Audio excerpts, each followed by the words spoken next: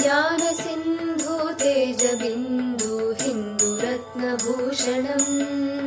धर्मराज्यप्राप्तिहेतुधारी व्रतकङ्कणम्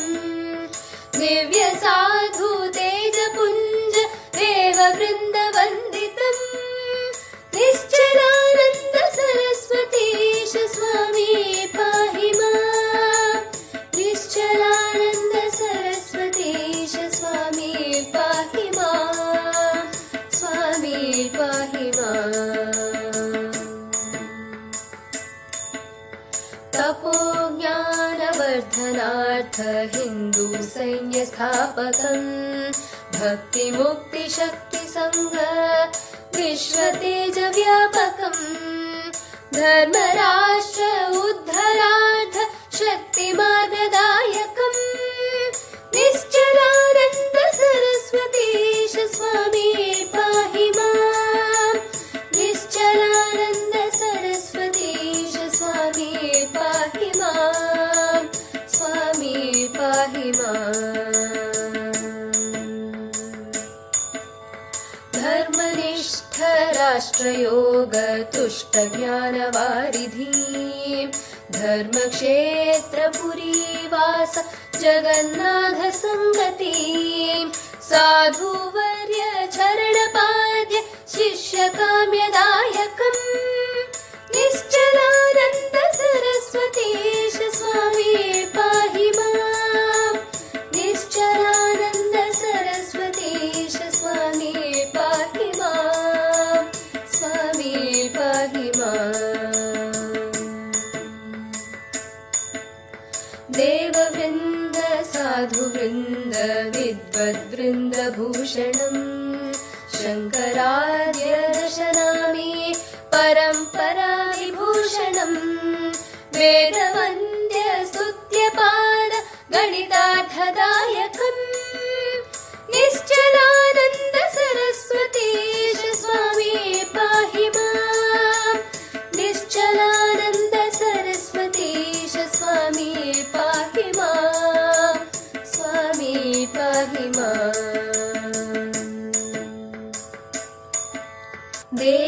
देवगुरुतेजधारी स्वामी पदारविन्दवन्दनम् चण्डाधर्मखण्डनार्ध दण्डधारी स्वामिनम् करपात्र स्वामी श्रेष्ठ कृपामोदधारकम् निश्चलानन्द सरस्वतीश स्वामी पाहि माम् निश्चलानन्द सरस्वतीश स्वामी पाहि माम् स्वामी पाहि माम्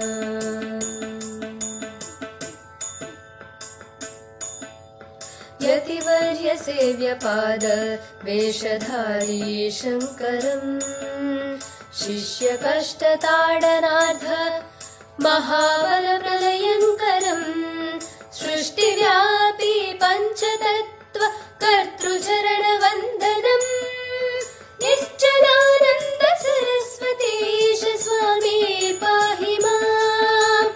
निश्चलानन्द सरस्वतीश स्वामी पाहि माम् स्वामी पाहि माम्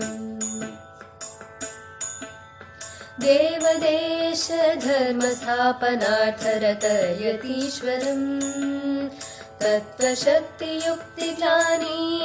निवारणार्थ तत्परम् सनातनम् विधानम् कृपाकरम् श्रीगुरुम् निश्चलानन्द सरस्वतीश स्वामी पाहि माम् निश्चलानन्द सरस्वतीश स्वामी पाहि माम् स्वामी पाहि माम् निश्चलानन्द स्वामी स्वयं गुणार्कभास्करम् अखिलवर्णनात् किं करोति मूढपामरम् अखिलवृत्ति एकसङ्घ चरणवन्दनम्